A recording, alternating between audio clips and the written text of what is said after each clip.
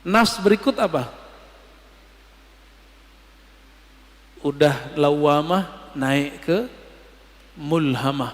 Fa'alhamaha fujuraha wa taqwaha. Setelah Allah menyempurnakan jiwa, maka Allah mengilhamkan kepada jiwa bahwa di dalam dirimu hai jiwa ada fujur dan takwa. Ini banyak yang salah terjemah ayat, dikira Allah lah yang membisikkan kepada jiwa keburukan dan kebaikan. Bukan, coba perhatikan ayatnya. Fa'alhamaha fujuraha. Lalu Allah mengilhamkan, memberitahukan kepada jiwa sifat buruknya ini loh, dan takwaha, sifat baik kamu ini. Bukan terjemahannya Allah lalu membisikkan supaya dia berbuat baik atau berbuat buruk, nggak begitu ya. Ini ada fi di dalamnya. Fa'alhamaha fujuraha wa taqwaha. Ada satu riwayat yang masyhur di kitab-kitab, cuma sayang setelah diteliti Imam Suyuti, Imam Ibnu Jauzi, riwayatnya dhaif. Tapi maknanya sahih. Sesuai dengan ayat-ayat ini. Bahwa dahulu kala awal Allah menciptakan nafs jiwa. Ini riwayat didhaifkan. Emang dhaif, setelah saya teliti dhaif. Tapi riwayat ini saya masukkan ke Israiliyat. Kalau masuk ke Israiliyat kita boleh cerita. Ya. Tatkala Allah menciptakan nafs, lamma khalaqallahu nafs. Ketika Allah menciptakan jiwa, maka Allah bertanya, man ana wa man anta. Aku siapa, kamu siapa? Apa kata jiwa? Anta, ana. Apa kata jiwa?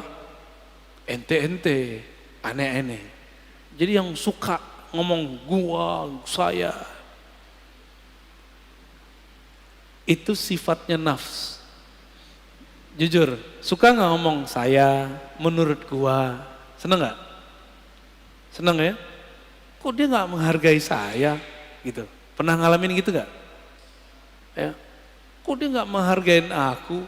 Nah, ada perasaan begitu dalam berinteraksi? Berarti nafsnya lagi on, Pak. Lagi on itu. Ditanya lagi, man anta? Wa man ana? Siapa kamu? Siapa aku? Sama jawabannya. Aku, engkau.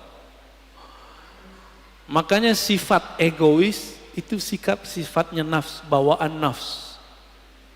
Jadi nafs ini itu dulu pernah Allah Subhanahu wa taala celupkan kepada bi'iruz zulumat, ke dalam kegelapan syahwat. Masing-masing kita punya, Pak. Walaupun soleh-soleh nih kayaknya, berjenggot, berkopiah, bergamis, bersarung, nafsu kita sama-sama jeleknya. Mau saya, mau antum sama. Ya, jadi nggak usah putus asa ya, biasa aja. Siapa tahu antum lebih mulia dari aneh, gitu. Dalam nafs. Tapi kalau udah merasa mulia, berarti nafsnya udah rusak. Nafsnya udah rusak. Baik. Lalu Allah buatlah nafs itu lapar. Dibuat lapar itu nafs. Sekian ribu tahun dia lapar. Lalu Allah bertanya lagi, Tuhan nafs, man ana wa man anta? Saya siapa? Engkau siapa? Kata Allah. Barulah nafs itu merasa butuh. Apa kata nafs? Ya Rob, anta Rabbi. Engkau adalah Robku, Tuhanku. Sedangkan aku adalah hambamu. Inilah asal muasal daripada tazkiyatun nafs. Mujahadatun nafs. Jadi nafs ini hanya bisa dikekang dengan satu hal. Lapar. Gak bisa lebih, gak bisa kurang. nggak bisa lebih dari itu, nggak bisa kurang juga dari itu. Dibikin lapar dia. Jadi kalau antum merasa bahwa kok susah ngelola diri ini, puasa. Jangan hanya puasa fisik, mulai puasa yang sifatnya lebih detail. Pernahkah kita puasa gadget? Pernahkah kita puasa ngomong yang buruk-buruk? Jangan puasa ngomong nggak ngomong sama sekali. Puasa tidak ngomongin orang, bisa nggak? Pernahkah kita puasa tidak memikirkan dunia? Syekh Abdullah Faiz Ad-Daghestani An-Naqsyabandi itu kalau beliau terpikir dunia, beliau tobat mandi wajib. Mandi tobat. Ada orang begitu, Pak? Kalau kita baru bangun tidur ingat dunia nggak? Nyari handphone. Bener. Antum bangun tidur nggak nyebut nama Allah. Allah cemburu. Untung masih dikasih nyawa bangun subuh. Alhamdulillahirabbil alamin. Baik. Itu an-nafs al-mulhamah. Allah ngasih tahu kepada jiwa di dalamnya ada fujur, kekejian, kehinaan, syahwat yang meledak-meledak, dan juga ada taqwaha, ada nilai baiknya. Maka sampai nanti, sampai kita mati, ini gak akan selesai. Walaupun sudah naik jadi nafsu mutmainnah. Maka jangan pernah merasa aman dari diri kita. Saya gak pernah merasa diri saya aman. Apalagi udah sok-sok suci, doain orang lupa doain diri sendiri. Aku doakan kalian husnul khotimah, dia lupa sama dirinya sendiri. Baru tobat dari musik, udah sok menggurui orang lain. Dia belum tobat daripada egonya. Baru hijrah beberapa bulan, udah berani menggurui orang lain. Lupa menggurui dirinya. Lalu melihat orang lain yang melakukan hal masa lalu dia dengan pandangan hina. Kita agak sedih dengan orang-orang begini, ya. Sedih dengan diri kita sendiri. Kok kita mau juga nonton orang begitu, ya. Baik. Inilah gerbang mulhamah. Jika dia sudah mengenal sisi buruknya dan juga mengenal sisi baiknya. Kira-kira kalau orang berakal ngikutin yang mana? Karena dia sudah tahu di dalam dirinya ada sisi buruk, dia tidak menyesali putus asa kalau terjebak pada maksiat. Emang dari sononya udah begitu, fa'alhamaha fujuraha wa taqwaha.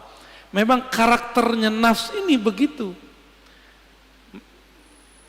Dia mengikuti yang rendah-rendah, fujur. Ada yang halal, maunya yang haram. Emang begitu kita.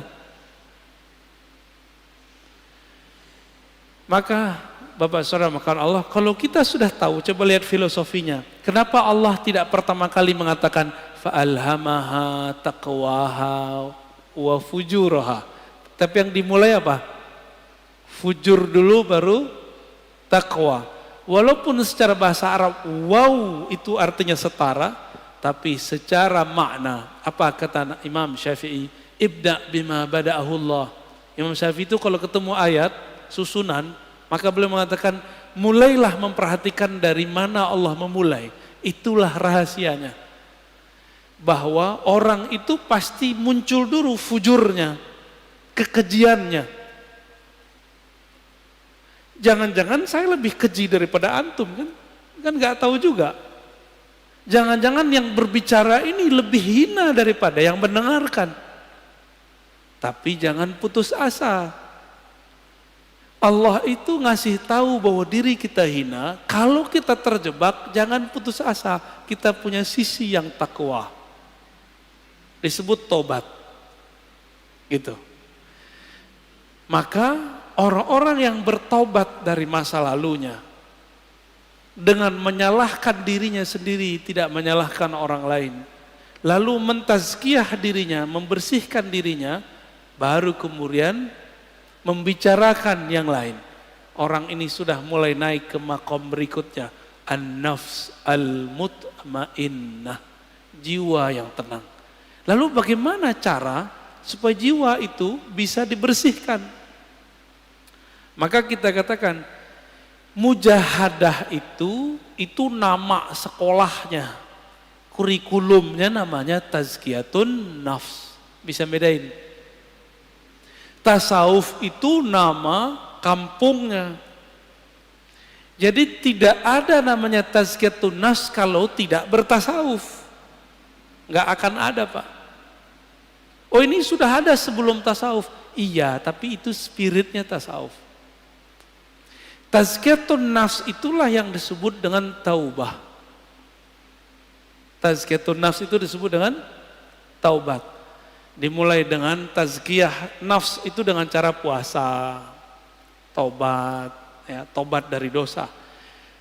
Jadi kalau kita turunkan tasawuf, mujahadatun nafs, apalagi tazkiyatun nafs, begitu modelnya.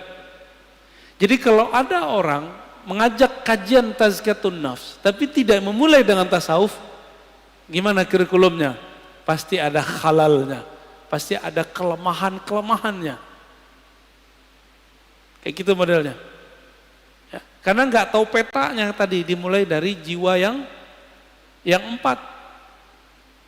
Ammarah, lawamah, mulhamah, baru masuk mutmainnah. 4 aja udah cukup dulu sebelum yang 3 yang lain.